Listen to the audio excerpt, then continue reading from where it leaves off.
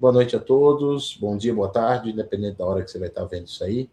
É um prazer estar aqui para nosso último encontro. Estamos aí caminhando junto já a 7 encontros, né? Então, com intervalinho ali no meio, mas são 7 encontros contando com este. Então, a gente está no último encontro.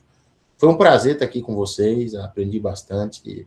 Normalmente a gente aprende muito quando a gente vai precisa ensinar, né? A gente tem que estudar, a gente tem que se preparar, então a gente acaba aprendendo bastante.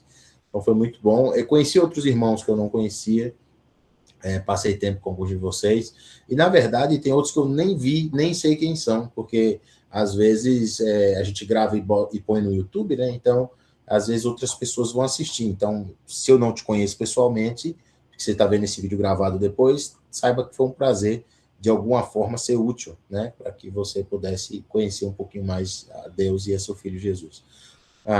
Eu queria começar com oração e daí a gente vai para os slides. Eu acho que são 3 slides somente, e dentro dos 3 slides tem alguns tópicos que a gente vai abrir nos textos e dar uma lida, e a gente vai terminar com uma reflexão um pouco mais voltada à prática. Vamos orar, peço que vocês me acompanhem. Senhor amado, bendito é teu nome, o Senhor é um Deus bondoso, um Deus que está conosco, um Deus que nos protege, que apesar da nossa inconstância, o Senhor mantém-se constante, e o Senhor nos cerca com teu amor benevolente. Pai, te pedimos que o Senhor estenda a tua mão sobre nossos estudos, para que tudo que estudemos seja proveitoso para a Irmandade.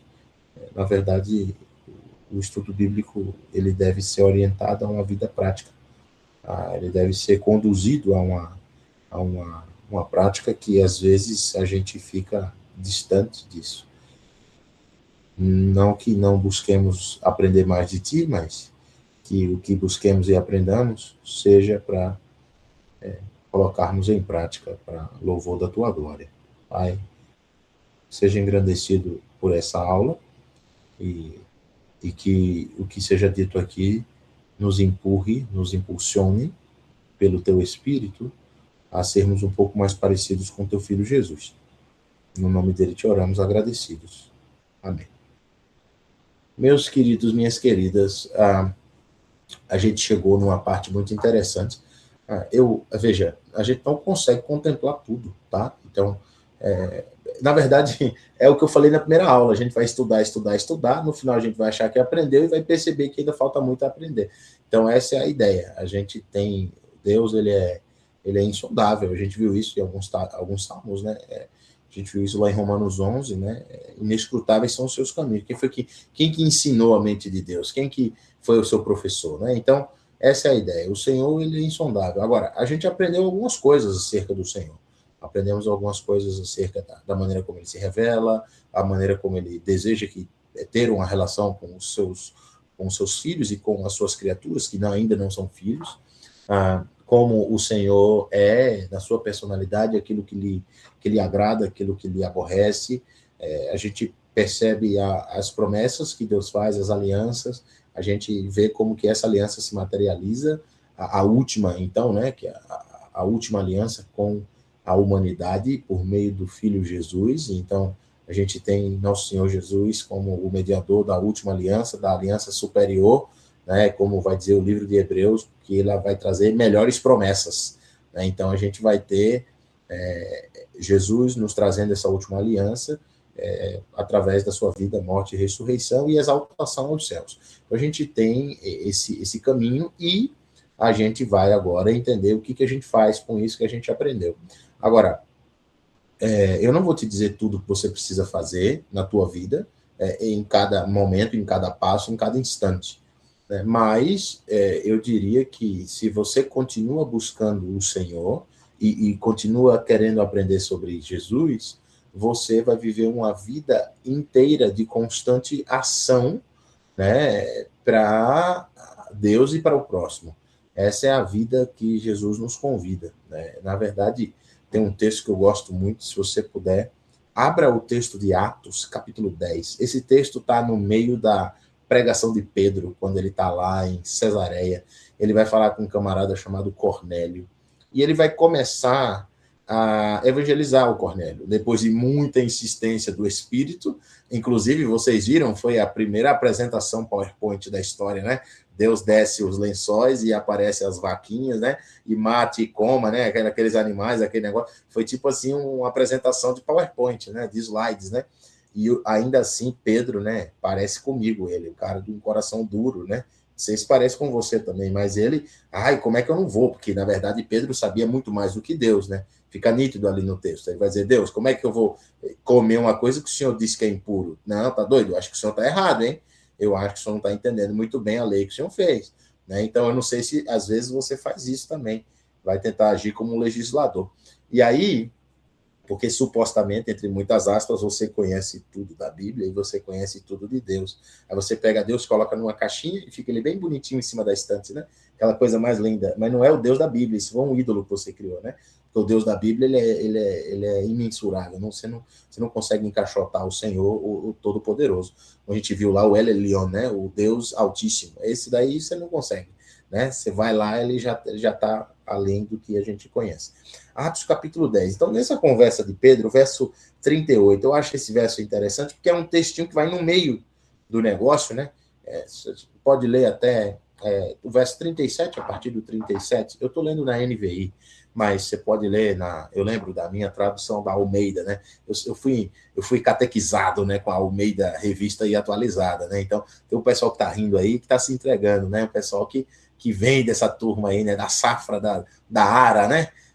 Inclusive, na verdade, eu conheço pessoas que dizem que é a única Bíblia inspirada por Deus, né? Porque ela é fiel aos originais. Na verdade, a Ara ela ainda é meio herege. A oficial mesmo é a ARC, né? A Revista Corrigida ou a Revisada, né? Que o negócio é melhor. Mas a Ara foi uma Bíblia que consagrou, né? No Brasil, o João Ferreira de Almeida tem essa tradição, né? As igrejas brasileiras são bem almeidistas. E daí a NVI veio um pouquinho depois, então, e se consagrou depois de muita relutância, a NVI chegou para ficar e não vai sair mais. A gente vai ter uma outra Bíblia também que vai entrar no mesmo caminho, a NVT, tem umas outras que vão por esse caminho, né? Mas eu estou lendo a NVI, uma Bíblia que eu adotei para mim, né? Depois de ter feito bastante estudo. A minha primeira Bíblia eu tenho até hoje ali, uma Bíblia fininha de Almeida, pretinha, aquelas que vendia R$19,90, que muitas das escolas da Bíblia compravam para entregar para os novos convertidos, né? Então, ela está toda arriscada, foi minha primeira Bíblia. Inclusive, na página de Romanos 3 tem uma mancha de café, assim, que eu estava tomando um café e pingou em cima da página. Mas é uma Bíblia que eu tenho muito carinho, né? É uma Bíblia, mas a NVI também veio para nos ajudar bastante aí. Isso eu estou falando, veio há 25 anos, há 26 anos atrás. A NVI foi lançada em 2000, né? Mas, enfim. E olha que texto bonito. Ele diz o seguinte, verso 37, Atos 10, 37. São palavras de Pedro, o apóstolo. Sabem o que aconteceu em toda a Judéia, começando na Galiléia, e depois do batismo que João pregou, João o Batista, né? Como Deus ungiu no batismo, Jesus de Nazaré com espírito e poder. Então, Jesus foi ungido com o Espírito, lembra lá do esse é meu filho amado, em quem me alegro, em quem me comprazo, aquela coisa toda, tal. E aí ele diz o seguinte, olha que interessante o verso 38, esse miolinho aí, mais a parte B do verso. E como, porque ele foi ungido com o Espírito e poder, ele andou por toda parte fazendo o bem e curando os oprimidos do diabo, porque Deus estava com ele, ou porque Deus era com ele, na tradução antiga do Almeida. Então, veja, diz que Jesus foi por toda parte fazendo o bem e curando os oprimidos do diabo. E por quê? Porque Deus estava com ele. E porque ele foi ungido com poder.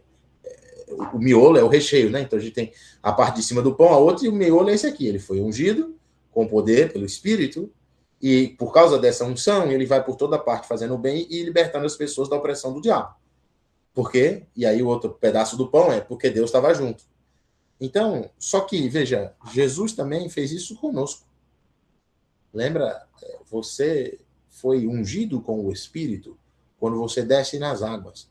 Quando você mergulha nas águas do batismo, Deus te enche do Espírito e você recebe dons do Senhor que são presentes que Deus te dá, para que você sirva aos teus irmãos, conforme Efésios 4, conforme 1 Coríntios 12, enfim, conforme Colossenses capítulo 3, conforme Romanos capítulo 12. Você recebe dons, presentes que Deus te dá, para que você sirva seus irmãos. O dom, o presente que Deus nos dá é para isso. Então, Romanos 12 é interessante. Se tem dom de administrar, administre. Puxa, eu não sabia que isso aqui era um presente, né? Era uma habilidade especial de Deus. Pois é, tem algumas pessoas que nasceram para isso. A filosofia vai chamar isso de telos. O Aristóteles chama isso de telos, né? O Platão chama isso de eidos, né? É a razão de ser, a coisa oficial, a essência da coisa ali, né? E Deus nos dá esses presentes para a gente, assim, brilhe no mundo a luz de vocês, para que contemplem as suas obras e glorifiquem ao Pai de vocês que está nos céus. Então, veja, a nossa vida, ela é orientada para o outro.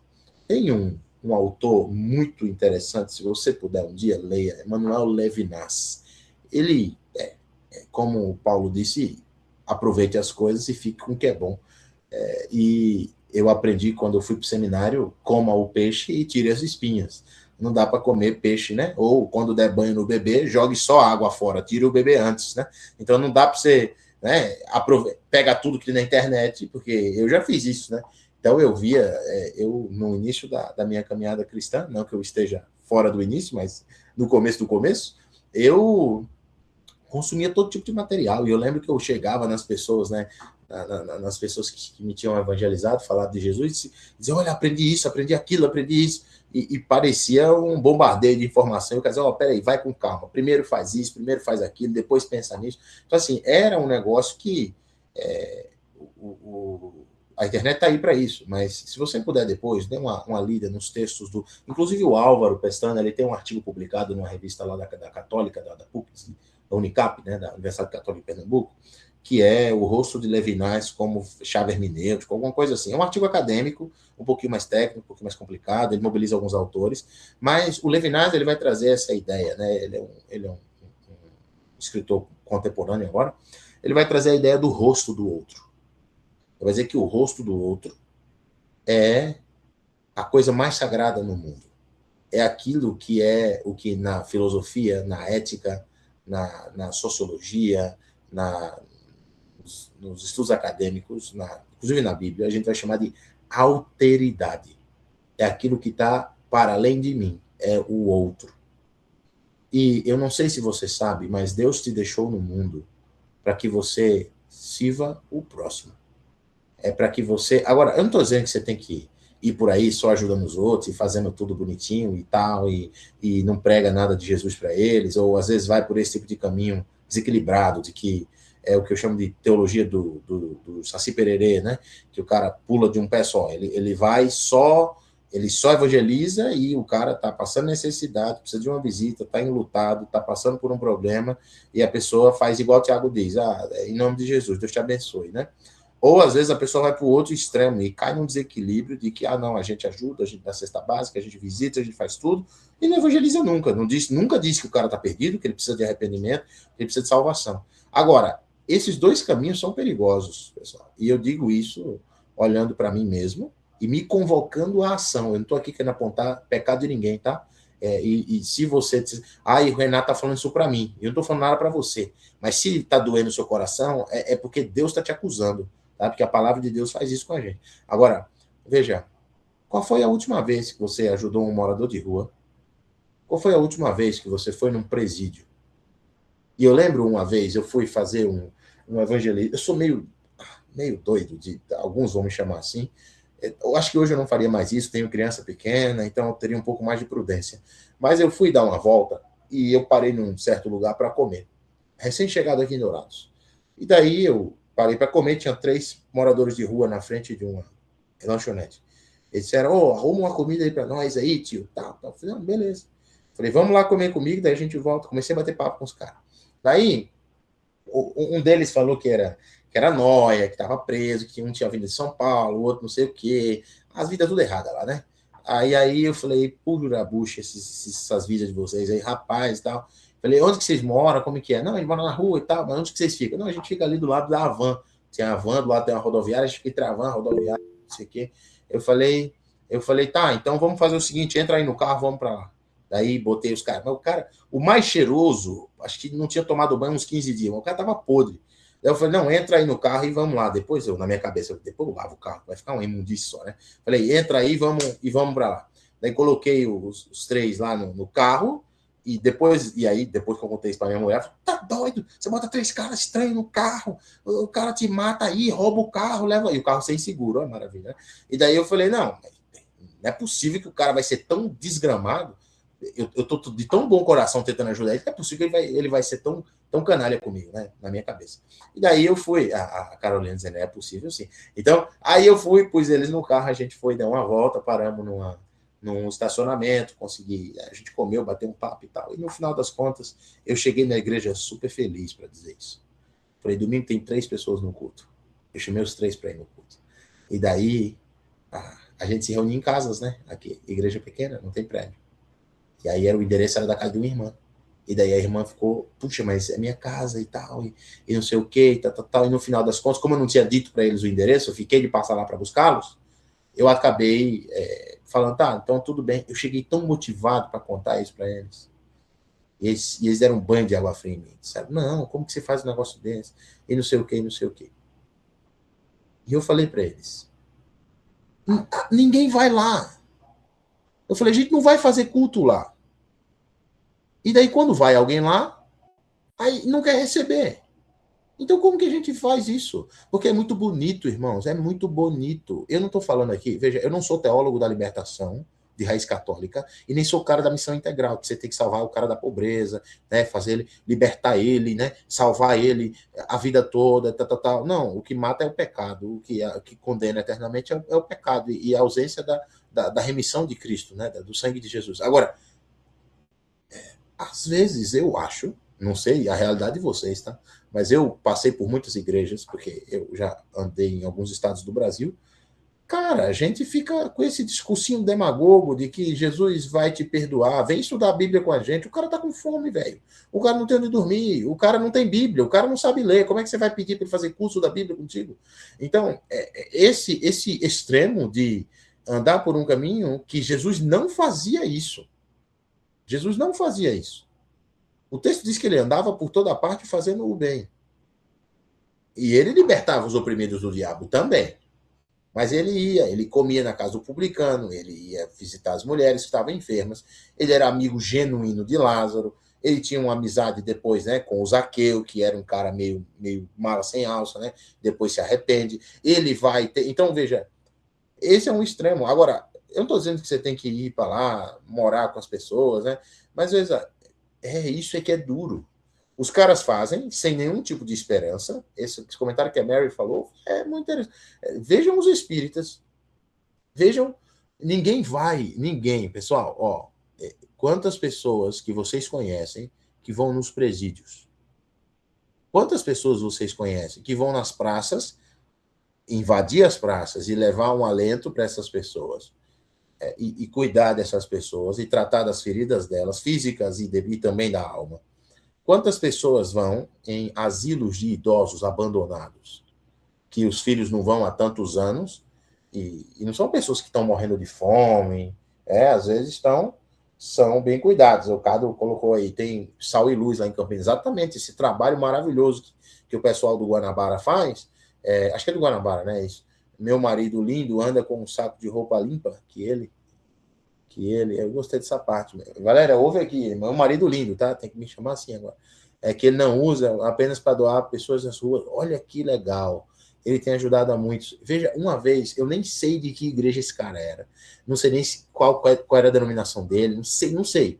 Teve um dia que eu estava parado num ponto de ônibus com a Bíblia embaixo do braço, que ia dar um estudo bíblico num outro bairro. Isso eu morava lá no Recife ainda. E Recife é tudo longe, então pega ônibus, 10 e tal. E eu fui dar um estudo bíblico para uma pessoa, né? Num outro bairro afastado. Ele estava meio engarrafamento, o cara parou o carro, olhou para mim e falou assim, para onde você vai? Falei, vou pro bairro tal ali. Tá? Falou, entra aí, vou te dar uma carona. Aí não sei quem é mais doido, ele que está chamando uma pessoa, né? Ou eu que estou entrando num carro de um desconhecido. Então a gente, né? Aquele pessoal um pouco, né? Com a capacidade um pouco, né, comprometida. Aí eu entrei no carro dele e falou, cara, sabe, eu sempre faço isso. Eu vejo pessoas com Bíblias na mão, eu saio dando caronas para todos eles, para onde eles vão. Eu nem vou para onde você vai, mas eu vou deixar você lá e daí eu vou pegar meu rumo. Eu não sei quem é essa pessoa, não estou dizendo que ele está salvo, que ele não está, não é esse o ponto. O ponto essas atitudes que fazem a diferença na vida das outras pessoas e que fazem do mundo um lugar melhor e de que impedem que esse mundo apodreça, como Jesus falou no Sermão do Monte. Eu estou dizendo, mais uma vez, que você tem que ir lá, tirar o cara da pobreza e por isso ele está salvo. Mas também o outro caminho é muito prejudicial. De ficar pregando salvação e o cara se arrepende, mergulha ele na água e amém, aleluia, ele está salvo, glória a Deus, é um irmão. E a gente não faz a diferença verdadeira na vida das pessoas. Isso não é cristianismo. Não é cristianismo.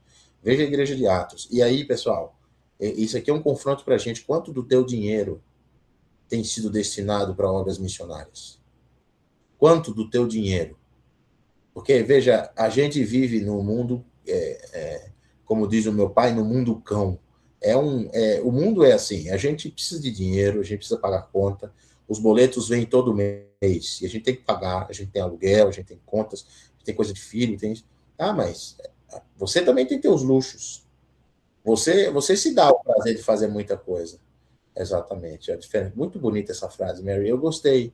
Diferença entre ser membro e ser discípulo. O discípulo imita o mestre. Jesus falou, não, basta ao meu discípulo ser igual a mim. Ele não precisa ser melhor do que igual ao mestre, repetir ao mestre. O Paulo dizia, sejam os meus imitadores como eu imito a Cristo. Então, é isso. Muito, poxa, que frase bonita. Diferente de ser membro do que ser discípulo. É isso aí. Tem gente que está no Rotary, né? Já viu o Rotary Club, né? Da igreja. Ele vai no domingo, ele dá oferta, ele ajuda. Aí sai o nome dele na lista daquelas pessoas que ajudam os missionários. Ele tira foto bonitinha, né? Ele fala bonito, ele vai. Mas o cara não faz absolutamente nada. Ele vê a outra pessoa morrendo de fome, ele não ajuda. Ele não chama a pessoa para ter um consolo, não doa uma cesta básica, não ajuda quem está precisando. Ele não faz a diferença na vida das pessoas. E essa aula é esse chamado para a gente andar igual a Jesus. Para dizer assim, puxa, onde aquela pessoa passa, ele melhora. Eu não estou dizendo que você tem que ser um coach, um pregador bonitão que fica falando coisas bonitas e anima todo mundo. Não, é mudança verdadeira. É entrar porque verdadeiramente se importa com as outras pessoas e fazer a diferença na vida delas sem querer nada em troca. Em nome de Jesus. Desse jeito. Em nome de Jesus. Você vai fazer porque o nosso Senhor nos pede que façamos isso. Mas vamos para frente. Vamos andar. A gente vai falar um pouco sobre isso no outro slide, que é Cristo e a missão. Mas vamos à hospitalidade. Outra coisa que aprendi com os meus pais e meus sogros, que muitos não fazem. Puxa, pois é. E olha, eu vou confessar um pecado aqui para vocês, tá? Deixa eu parar aqui. A Mary, ela tá fazendo. Mary, se você quiser continuar a aula, fica à vontade. Você está fazendo vários comentários maravilhosos. Veja, eu sou cristão, eu acho que eu sou. Né? Eu tento fazer a coisa certa e tal. E aí, a semana retrasada, minha mulher me ligou. Falou, bem, falei, oi. A gente vai precisar hospedar uma pessoa na nossa casa. Falei, tá. Veja lá, tem um quarto de hóspede, tem um quarto da nossa filha, né? Não vai ter não vai ter ar-condicionado, então se ela pegar um calorão, vai dançar, vai ter que ser um ventiladorzinho e tal, que aqui é muito quente, Dourados é muito quente. Eu falei, não, mas tudo bem. Quem que é? Falou uma amiga minha do trabalho. Eu falei, tudo bem. Quanto tempo ela fica? 2 meses. Eu falei, puxa, mas que hospedagem é essa, velho? 2 meses? E aí eu senti no meu coração o meu incômodo de não querer ceder a minha casa para um estranho ficar. Não é um estranho, uma pessoa que a gente conhece. Eu já fui na casa da mulher e tal, já fui no aniversário dela, mas é uma mulher que mora de aluguel e a dona pediu a casa, ela não tem onde morar, ela vai ficar num canto temporariamente enquanto ela viabiliza os trâmites para comprar uma casa para ela. E por isso ela não queria alugar uma outra casa para ter que fazer contrato. Então, só um tempinho. E o meu coração egoísta falou, puxa, e nossa privacidade? Puxa, e eu não vou poder mais andar sem camisa dentro de casa. Puxa, e eu vou chegar, eu vou ter que ficar me contendo e vendo o que eu vou falar, e como eu faço, e como eu vou andar, porque tem uma estranha na minha casa. Puxa, e não sei o quê. E aí, só que eu não falei isso para minha mulher, fiquei pensando isso, né? E daí, depois eu falei, bem, mas tudo bem, ela não tem onde ficar, vai lá para casa, não tem problema. Depois, você só me avisa antes para a gente se organizar certinho, mas, fazer o quê? Tudo bem, não tem problema. E ela vai vir aqui, essa mulher vai ficar uns 2 meses aqui com a gente. Mas veja, a Mary falou sobre isso da hospitalidade. Às vezes a gente diz que vai fazer, né? A gente diz que faz, diz que segue Jesus, diz que, né? E a gente, quando chega no vamos ver, diz, 2 meses é muito. Se fosse um final de semana, até dava, né? Ela vai ajudar com alguma coisa, ela vai ajudar a pagar a conta, ela vai fazer não sei o quê, ela vai, né? Então sempre tem que ter uma contrapartida. Eu lembro da pessoa que me evangelizou, isso me assustou. Assim, isso foi adoravelmente assustador. Né? Olha o que aconteceu. Eu fui para a casa das pessoas que me evangelizaram, e certo dia eu tive um problema e precisei dormir lá. E daí eu dormi na casa deles, e falei, não, tem aqui, tem comida, tem não sei o que, tá, você dorme aí, tudo certo, tem cama, tem não sei o que. Eu falei, tá. Aí eu dormi, no outro dia eu acordei, e daí eu fui, né? Bom dia, 8, 9 da manhã. Não tinha ninguém em casa. Aí eu liguei para a pessoa, né? Falou, você foi na padaria? Eu disse, não, eu fui trabalhar. Eu falei, sim, mas e a sua esposa? Ele falou, foi trabalhar também. Eu falei, sim, mas teu filho? Ele falou, não, ele tem um curso na faculdade, sei lá o que foi. Ele saiu também.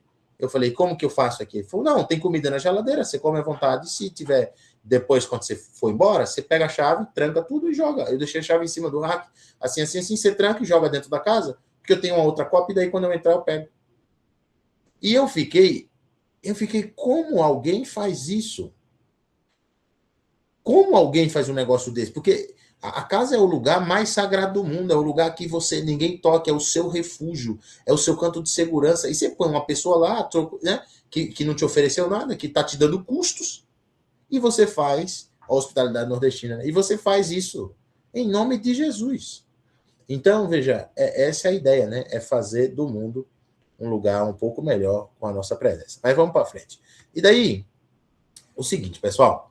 A gente vai ter aqui, deixa eu apresentar aqui os slides, deixa eu ver se o pessoal está vendo isso, maravilha. Então, Cristo, fé e praxis. Praxis é uma palavra grega que significa prática. Na verdade, a praxis, ela é uma palavrinha que ela é muito interessante, porque a praxis, ela é um tipo de ação que ela é dialética, ela muda o mundo e você ficou 2 meses e eu que estou com a sogra. Essa aí é legal, rapaz. Não sei se devia ter sido tão hospitaleiro, né? Nesse ponto, né? Mas Deus vai te dar um galardão muito grande no céu, pode ficar tranquilo, né? Então, né, bem-aventurados, né? Você vai ter um galardão grande lá, né? Então, no final das contas, a praxis é um tipo de ação que ela transforma o mundo e transforma quem pratica. A praxis é esse tipo é uma palavrinha grega, na verdade é o nome do livro de Atos. O nome do livro de Atos é Praxis ton Apostolon, né? É prática dos apóstolos. Atos, no sentido de que aquilo que eles agiam, aquelas coisas que eles fizeram, né? A praxis é isso, né? Essa ação que você faz e que você é transformado enquanto faz.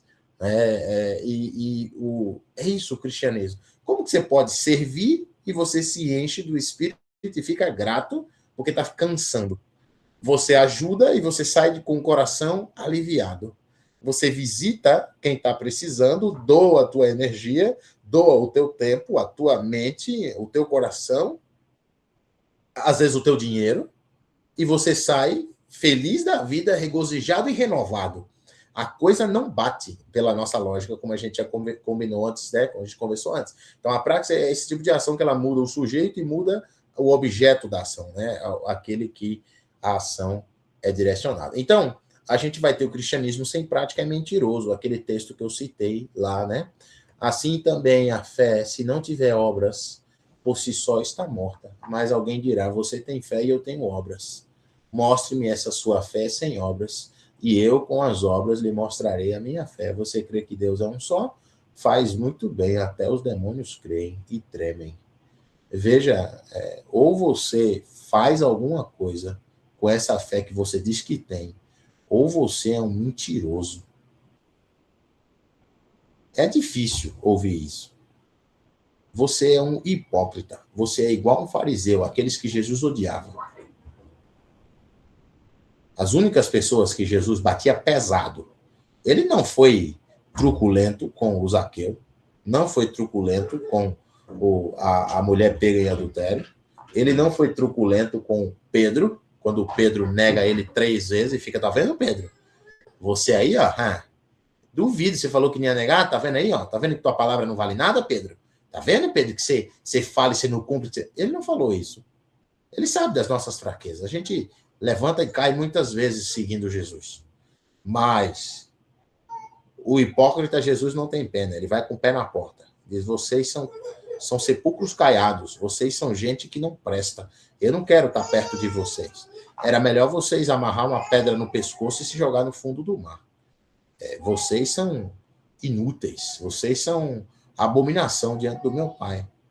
E ele vai dizer, sabe quem é melhor do que aquele que não faz nada? O demônio. A diferença de você e o demônio é nenhuma. O demônio é melhor do que você. Porque o demônio crê e treme diante de Deus. E você nem isso não treme. Você não respeita o Deus a quem você está diante, que você disse que queria seguir, que você disse que aceitou no seu coração, que você disse que lavou tua alma, que curou teus pecados, e que te deu a nova vida e que te deu um espírito e dons para você servir teus irmãos. Foi você que falou isso. Ele falou, se alguém quiser vir após mim. Você veio porque você quis. E você diz que nasceu de novo e você não faz nada. E você vê, por isso que Tiago é tão duro, você vê uma pessoa passando necessidade, você não ajuda, você não é cristão coisa nenhuma. Ah, porque eu estou sem dinheiro. Arruma dinheiro. Ah, porque eu não tenho tempo. Arruma tempo. Desculpa a esfarrapada. Não tem. Jesus ajudava todo mundo por toda parte. Então, o cristianismo é uma religião de pura prática. Se a gente vai por esse caminho demagogo de se trancar, né, de se ensimesmar, né, de se trancar no nosso castelo do conhecimento, da nossa erudição, daquilo que a gente vai se distanciar de Deus e a gente vai subir no monte para orar igual o fariseu que dizia, né? Deus, obrigado, porque eu não sou igual a esse cara aqui, né? Obrigado, porque, né? E Jesus odeia essas pessoas. E essas pessoas não são justificadas. Essas pessoas, o texto vai dizer que o publicano desceu justificado primeiro que aquele cara. Então, o publicano que era, entre aspas, gente que não presta, foi alcançado pela graça divina por causa de um coração contrito, que é isso que Deus busca. Então, veja, pessoal, esse nosso último encontro é um chamado para a gente agir. E eu digo a gente porque eu também, às vezes, sou seduzido pelo meu coração enganoso. Às vezes eu quero ficar na minha... Exatamente. Sejam praticantes da palavra, não somente ouvintes. E aí, o complemento desse texto que a Mary colocou não sejam praticantes, não somente ouvintes. E aí, o que o texto diz depois? Enganando a si mesmos. Que maravilha, né? Porque esse é o pior tipo de enganação, né? Você tentar se enganar. Né? Então, por exemplo, eu estou uma pessoa acima do peso. Quando eu coloco toda vez lá o IMC, dá obesidade 2, né? Quando eu faço ali o IMC, né? Aí daí é a mesma coisa, dizer, nossa, mas eu estou magrinho, estou em forma. Puxa vida, ou você é doido, ou você fica se enganando, cara. E o cristianismo é isso. Os demônios, eles sabem quem Deus é. E eles tremem diante de Cristo. Eles têm medo de quem Jesus é. Eles têm respeito por aquele que é sobre todas as coisas. E você que diz que é discípulo, não faz nada que o mestre manda. Então, pelo amor de Deus, alguma coisa está errada. Vamos para frente. E aí, Cristo e a espiritualidade. Eu queria um convite para a gente ir para o caminho da espiritualidade saudável. Tem um texto, um livro do Peter Escarezo. Se vocês quiserem dar uma pesquisada depois, ele tem muita psicologia, né? Quem passou para mim há muitos anos atrás foi o David McKinney, o Peter Escarezo. O nome do livro é Espiritualidade Emocionalmente Saudável. Um outro livro que eu indico bastante, que tem a ver com espiritualidade cristã, eu estou gostando bastante desse do Alan Nalley e da Ree Nalley, desenvolvendo a intimidade com Deus, como desenvolver intimidade com Deus, alguma coisa assim. É bem legal esse livro. O Alan é um homem muito espiritual, que sempre nos abençoa com as suas reflexões e com a sua caminhada, com tudo aquilo que Deus já fez na vida dele. E esse livro é muito legal, mas tem um que eu achei maravilhoso, o livro do Dan Ortlund, que é Manso e Humilde. Eu li esse livro recentemente, ano passado eu li esse livro, e esse livro ele é muito bom. Ele fala, é muito interessante, é uma perspectiva que eu nunca tinha lido, que diz sobre a respeito do coração de Jesus, né? É a única vez que Jesus fala do seu coração. Ele diz, venham a mim, né? Vocês estão cansados, porque eu sou manso e humilde de coração. É a única vez na Bíblia que Jesus fala isso. E é muito interessante a maneira como ele conduz lá. Eu achei bastante bem legal. E um outro caminho para a espiritualidade é ler os Salmos. Eu sou apaixonado nos Salmos. Os Salmos literatura do mais alto nível, né? Se você lê os Salmos. Agora, se você lê numa ara, né, numa arca, aí vai ser difícil tentar entender o que os caras estão dizendo lá. No meio do teu salmo vai aparecer um selar, vai aparecer um não sei o quê, né? Vai ter um negócio meio diferente, assim, né? Pessoal, tradução um pouco mais antiga. Mas, de repente, você pega o NVI, pega o NVT, pega o NTLH, você vai tentando, né? Pega até uma Bíblia na linguagem de hoje, que é um pouco mais da paráfrase, assim, e tal, mas vai te ajudar a ter uma espiritualidade cristocêntrica. Que essa é a ideia do slide, né? Então, deixa eu só antecipar aqui e mostrar para vocês. A nossa proposta é exatamente esta. A gente tem uma espiritualidade cristocêntrica, veja, pessoal, não é técnica emocional, não é uma experiência mística ou um ritual vazio. É comunhão verdadeira com Cristo. Cristo é o centro da vida espiritual. Se você não tem uma relação estreita com Cristo, você não faz absolutamente nada direito. Nem na sua vida espiritual, você não lê direito a Bíblia, você não evangeliza direito, você não serve teus irmãos direito, você não faz absolutamente nada nesse sentido espiritual, e no sentido, entre aspas, que não é espiritual, no seu trabalho, na sua vida de relação a dois, nas suas amizades, na tua faculdade, você não faz absolutamente nada bem quando você está fora de um relacionamento com Cristo, ainda que digam que isso é possível. Isso não é possível. O Dostoiévski diz isso, né, que tem um buraco do tamanho de Cristo, do tamanho de Deus dentro de cada um de nós. Então, a gente precisa de estar cheio de Deus para conseguir viver de maneira organizada no mundo. E eu não quero te passar receita de como você tem que ser, de como você tem que orar, de como que eu não tenho essa receita. Você pode orar de olho aberto, você pode orar de olho fechado, você pode orar de cabeça baixa, de cabeça erguida, com a mão para cima, com a mão para baixo, de rosto no chão prostrado ou de joelhos. Eu não sei como você vai fazer. Não vou te dizer que você tem que orar 10 minutos por dia, meia hora por dia, 5 minutos por dia. Eu não vou te dizer o que você tem que fazer. Tem dias que você não vai conseguir orar por causa da tua correria. Tem dia que você vai ter que orar, como Paulo vai dizer, e como Judas vai dizer na carta dele, né? Orar todo o tempo no Espírito. Então, às vezes você vai ter que orar indo no metrô, no ônibus, no Uber, enquanto você está indo num trajeto para o trabalho, ou às vezes no intervalo do trabalho, você vai ter que dar uma lida. Eu não sei como você vai fazer, mas eu não estou querendo te vender um café com Deus Pai para você estudar e, nossa, eu vou ficar aqui e aí, nossa, como esse livro transformou minha maneira de olhar para o mundo. E se um livro pode te agregar valor, claro, eu sou fruto de bons livros, aprendi com as pessoas que me ensinaram através de bons livros, e isso eu endosso isso é muito importante. Mas Jesus é o caminho da gente ter uma espiritualidade verdadeiramente autêntica. A frase de João 15, eu sou a videira e vocês, sem mim, nada podeis fazer. Sem Jesus, a gente não vai para canto nenhum. A gente não respira bem, a gente não vive bem, a gente não... Pessoal, olha, eu já passei por isso, de tomar decisões, de fazer coisas, e depois dizer como eu fiz isso. E a resposta é clara. Fazia alguns dias que eu não orava ao Senhor. Fazia alguns dias que eu não estava em intimidade plena com Cristo. Fazia dias que eu não tinha um tempo de estudo e oração ao meu Pai.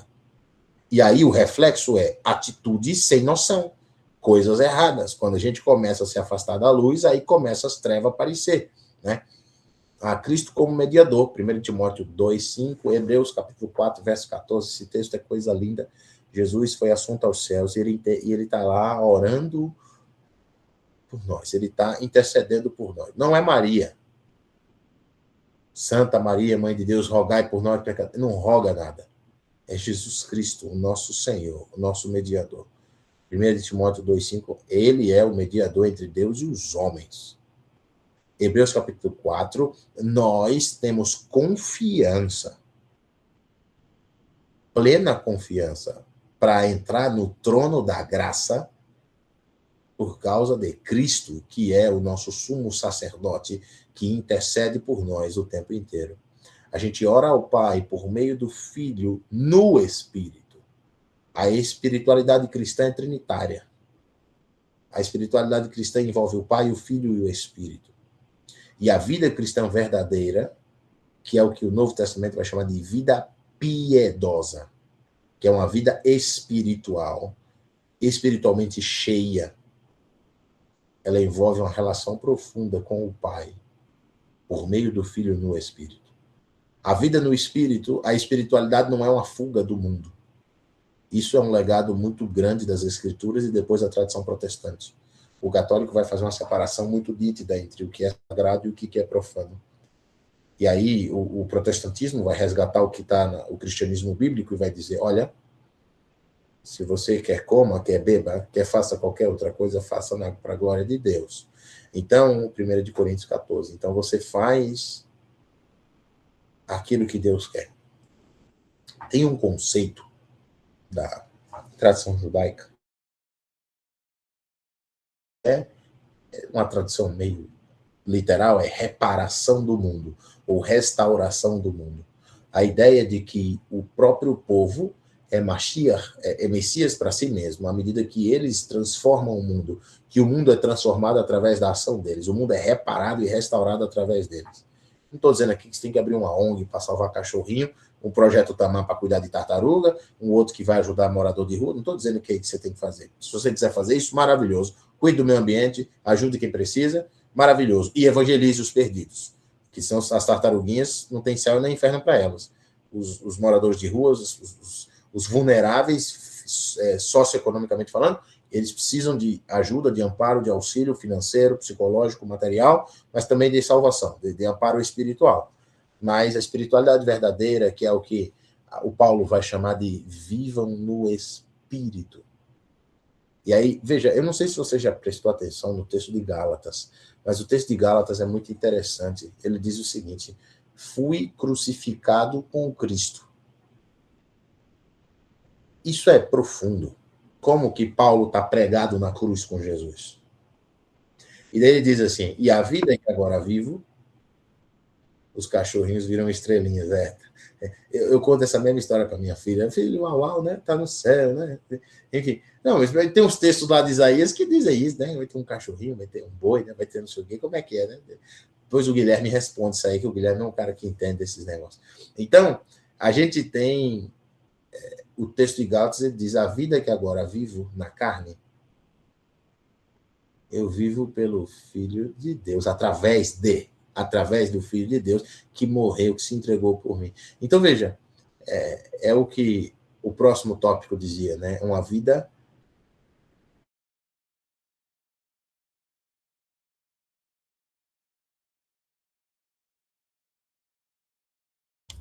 Completem uma vida... igual a de Jesus. Uma vida... piedosa. Eu não peguei a referência, de repente vocês estão vendo essa aula com alguém. É que cortou a sua fala bem na hora. Ah, me perdoa. Uma vida piedosa. Estuda a vida dos puritanos. Veja o que esses homens e mulheres foram. Vejam pessoas de oração. E não precisa ir muito longe. Eu lembro de uma vez, certa vez, quando eu fui sair para ser missionário, pela primeira vez fui sair de casa, há alguns anos atrás. E aí a pessoa que me chamou, me preparou, me ajudou, me sustentou financeiramente por muitos anos. Ele falou assim para mim, Renato, você vai fazer missão, você vai estudar a Bíblia, você vai ensinar a Bíblia para as outras pessoas, Deus seja com você. Ele falou, 70% do seu tempo tem que ser gasto orando. Os outros 30%, se der, você evangeliza. Ore. O tempo inteiro, toda hora. Ore. É isso que você precisa fazer. E eu não levei muito a sério isso. Eu falei, 70 acho que é muito, né? Pelo menos vamos inverter, né? Um 30% orando ali, né? De repente. Mas, na verdade, é isso. A vida piedosa nasce de um coração quebrantado, que lê as Escrituras e é atingido pela graça de Deus. E que é empurrado a fazer. Como que você vai olhar uma criança na rua e você não vai se mobilizar? Como você vai ver a pessoa com um casamento destruído, com a vida afundada nas drogas, e você não vai fazer caso disso, porque faz porque quer também, tá nessa vida aí porque quer, né? Né? Puxa, eu acho que qual que é a diferença entre você e um militante político socialista? Nenhuma. Ele faz mais do que você, na verdade. Ele ajuda mais do que você. Ele está no CRAS, ele está nas ONGs, ele ajuda mais do que você, seu demagogo. Qual que é a diferença? Que a gente diz que faz e diz que é. Então, eu acho que é bom a gente se movimentar. É bom a gente viver uma vida piedosa que nos leva a ajudar as pessoas. Veja, minha mãe sempre diz, nossa mente precisa passar o dia todo conversando com Deus, nossas conversas precisam ser com Ele. Exatamente. Pessoal, não sou católico, mas eu me emociono todas as vezes que eu ouço aquela música que foi interpretada por Fagner, que chama-se Oração de São Francisco de Assis. Senhor, fazei-me instrumento de vossa paz. Onde houver ódio, que eu leve o amor. Onde houver a dúvida, que eu leve a fé. Onde houver desespero, que eu leve a esperança. Né? Então, fazei que eu... como que é? Fazer que eu possui mais... fazer que eu queira, né? Mais. Consolar que ser consolado. Compreender que ser compreendido. E aí, olha, ele diz... amar que ser amado. Pois é dando que se recebe e é morrendo que se vive para a vida eterna. Quem disse isso? O Senhor Jesus disse isso. E a gente, não, o cara é católico. Eu tenho que estudar aqui a Bíblia, eu tenho que saber aqui o grego, o hebraico, o contexto todo esse aqui, ó. Você quer que eu te explique o contexto teológico, o contexto histórico, o contexto... E você fica com esse teu conhecimento para lá. Você é Wikipedia, você precisa saber de tudo? Não precisa. Você tem que fazer o mundo um lugar diferente. Levar Jesus para as pessoas. E daí o cara vai olhar no fundo da tua mão e vai dizer, cara, ninguém nunca me amou desse jeito. Ninguém nunca me abraçou desse jeito. Ninguém nunca se importou comigo desse jeito. E eu tô vendo que sim, você fala a verdade para mim, que eu preciso mudar de vida, que eu preciso me arrepender, que eu preciso mudar a conduta que eu tô tendo. Mas você me ama, você não tá interessado em nada. Então, não é porque você vai porque o cara ir pro culto do domingo. Não é que você vai porque eu te dou uma marmita, mas você vai lá no curso da escola da Bíblia lá comigo depois. Isso não é o que Jesus fazia. Então, uma vida piedosa nos empurra a viver desse jeito. É um texto que eu acho interessante, o texto de 2 de Pedro, depois vocês leiam, né? Acrescente, né? O caldeirão da receita de Deus ali, parece o Masterchef, né?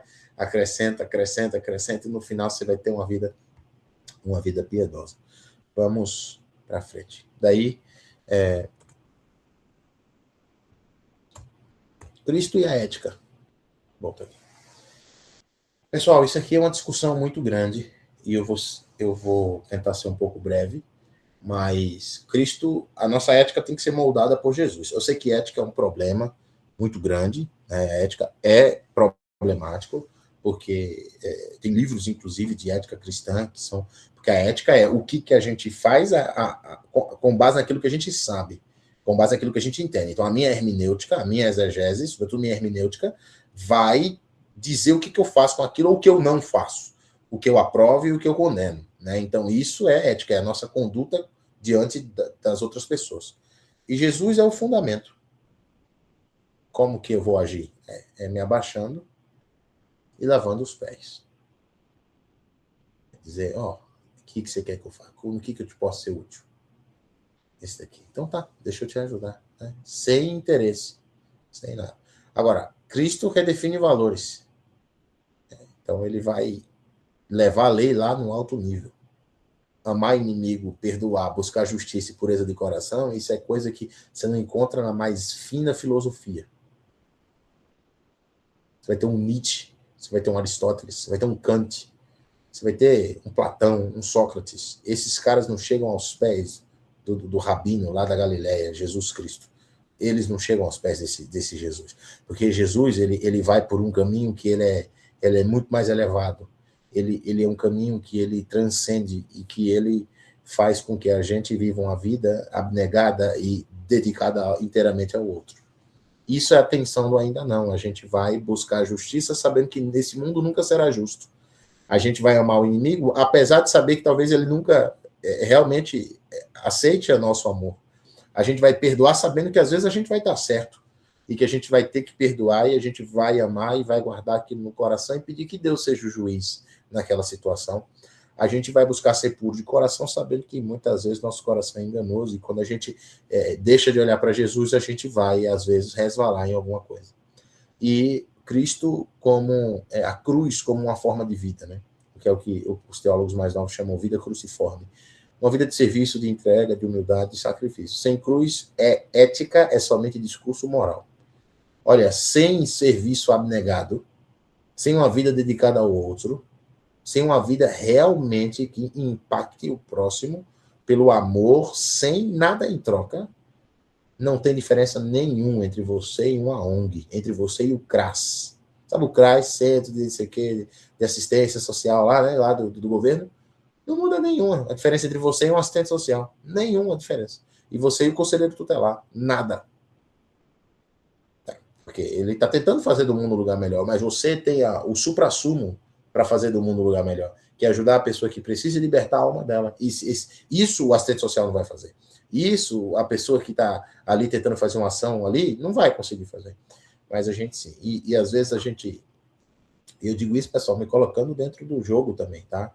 É difícil, a gente às vezes chega no final de semana, está cansado, a gente chega no final do dia, está cansado, a gente não quer fazer as coisas, né? É duro mesmo, a gente é humano, a gente, né? Mas leia o Evangelho de Marcos, capítulo 1 e 2, e veja o tanto que Jesus trabalhava.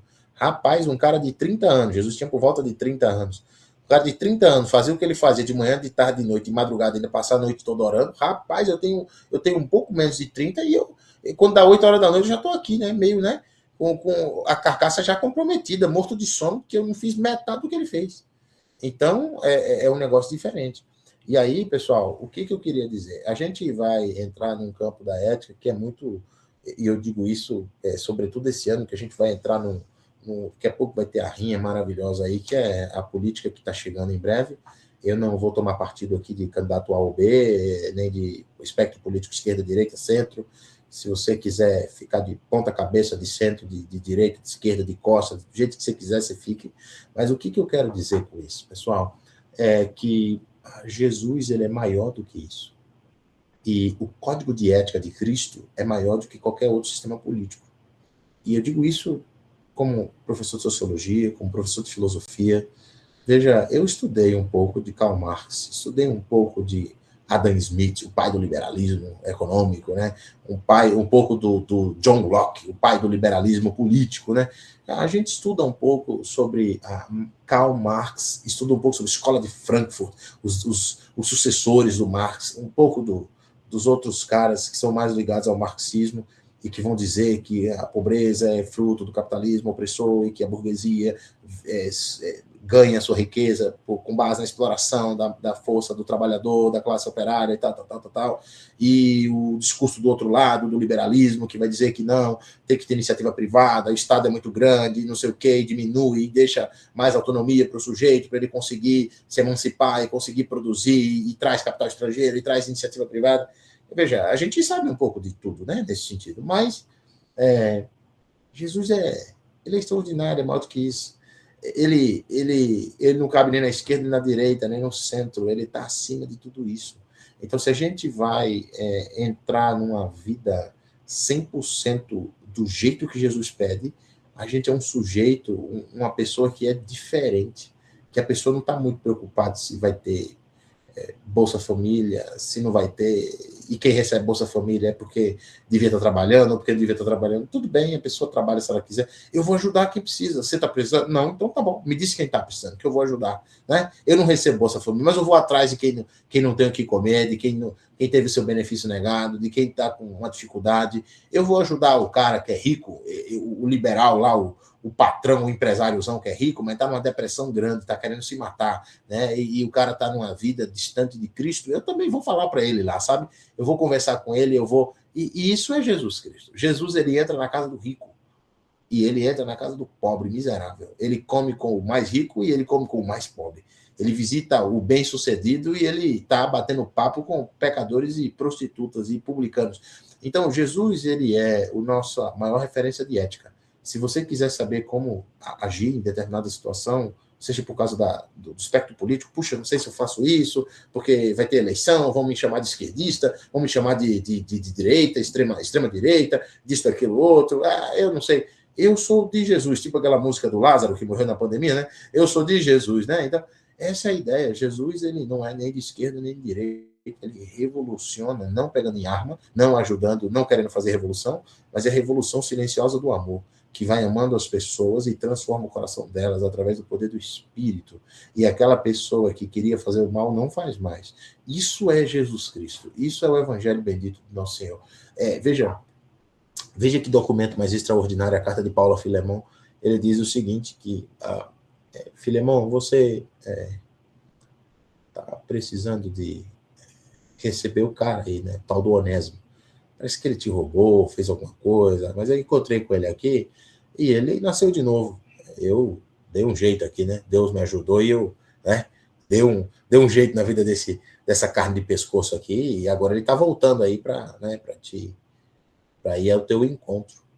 E aí o Paulo dá uma carteirada, né? Ele diz assim, não preciso nem dizer que você me deve a sua vida, né? Então ele já disse por aí, ele falou assim, eu não preciso nem dizer nada, né, Filemão? Então fica esperto aí, Filemão.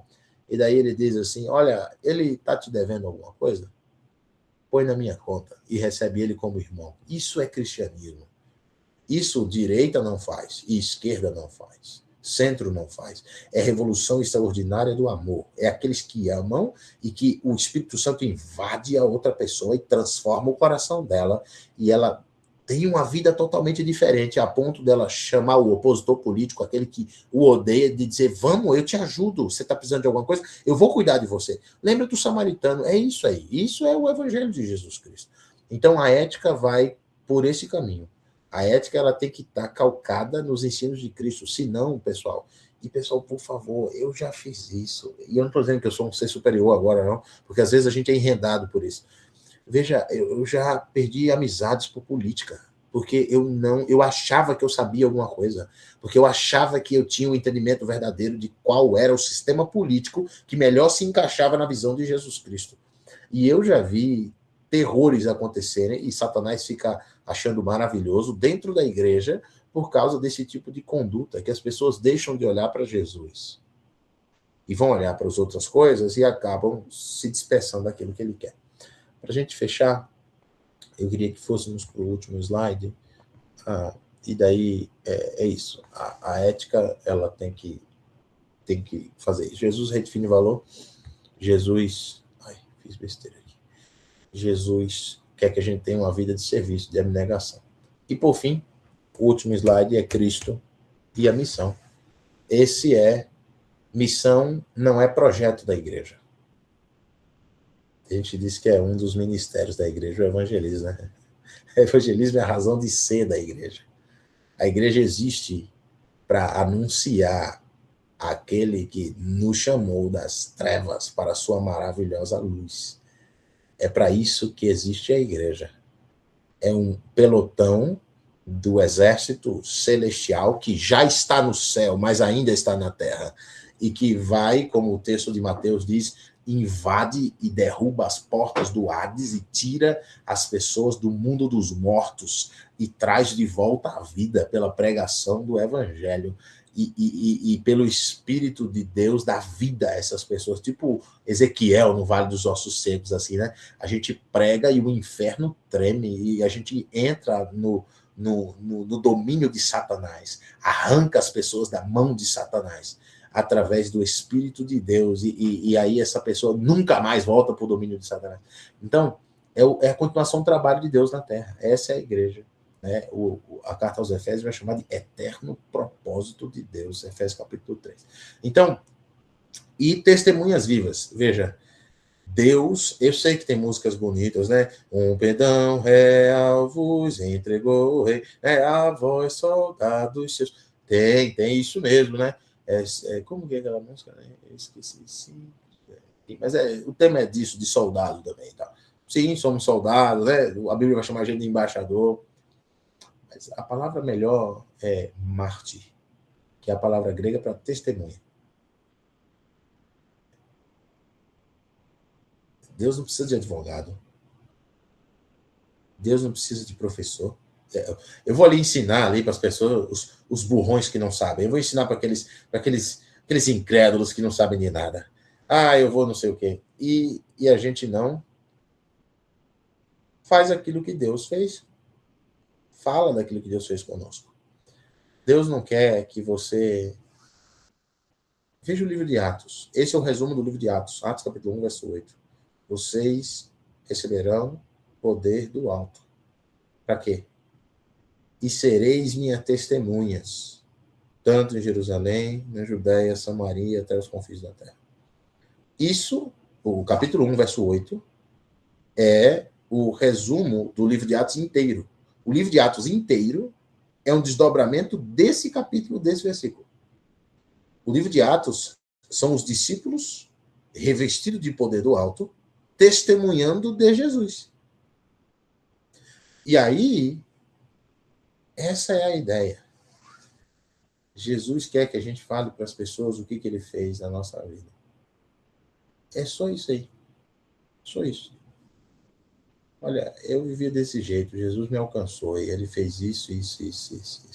Ele pode fazer isso na tua vida. Você está com isso, você está com esse problema, você está passando por isso. Entrega a tua vida para Jesus, cara. Você vai ver o que Deus vai fazer na tua vida. Eu estou dizendo que você vai ganhar um carro zero, que você vai mudar de vida, que você vai descer para onde. Pode ser que você viva uma vida economicamente complicada pro resto da vida. Pode ser que você viva uma vida com a saúde debilitada pro resto da vida. Mas Deus, ele vai agir, e ele vai te salvar, e ele vai te sustentar até o último dia. Então, meus queridos, não adianta a gente estudar tudo que a gente estudou de Deus e a gente ficar tudo guardadinho no caderninho que a gente anotou, porque a gente anota tudo, a gente é bem estudioso, né? A gente anota, a gente até faz slides, né? A gente faz slide, né? Olha, né? Como a gente é, né? E imagina chegar diante de Jesus e ele dizer: eu não conheço você. Não, mas eu expulsei demônio, eu fiz isso, eu fiz aquilo. Eu vou dizer: eu não conheço você.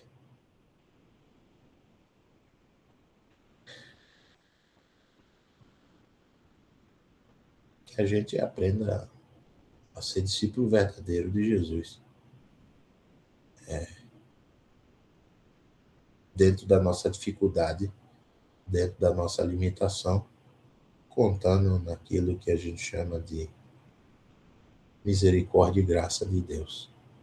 Que Deus nos ajude a viver uma vida piedosa.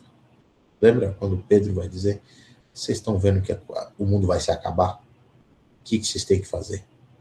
Viver em santo trato e piedade.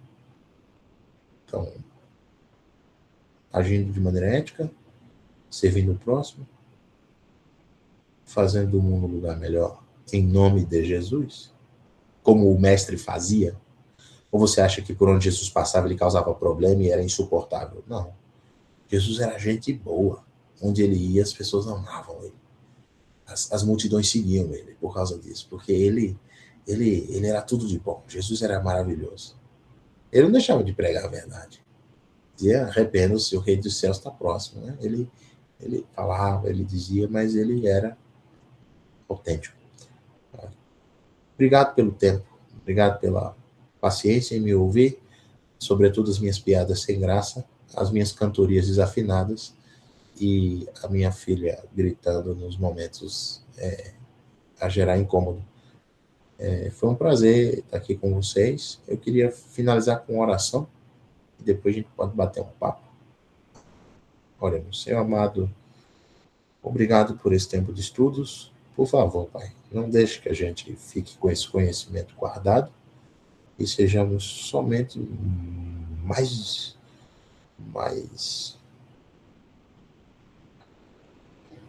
arrogantes, mais soberbos, porque estudamos, porque a gente tem acesso VIP ao Senhor, porque a gente estuda a Bíblia, porque a gente não deixe, por favor, Pai, quebra a nossa mente, quebra a nossa vida, arrebenta com as nossas finanças, arrebenta com a nossa saúde. Não deixa a gente viver uma vida sem depender de Ti, achando que podemos confiar na força do nosso braço, na força do nosso intelecto. Se preciso for tomar atitudes drásticas, atitudes dessa natureza que nos comprometam para que a gente volte a depender de Ti. Que o Senhor faça, que o Senhor não deixe a gente se perder por um caminho de distância de Ti, de demagogia, de profundo conhecimento e pouca praxis. Pai, o Senhor é um Deus bondoso que nós aprofundamos um pouquinho mais o conhecimento que temos de Ti. Bendito seja Teu nome, Rei dos Reis, Senhor, Criador de tudo, aquele que criou, que sustenta, que reina, que é quem dá vida, quem cura, quem liberta, quem protege, quem restaura, quem sustenta. Pai, o Senhor é digno de todo louvor, glória e honra para sempre.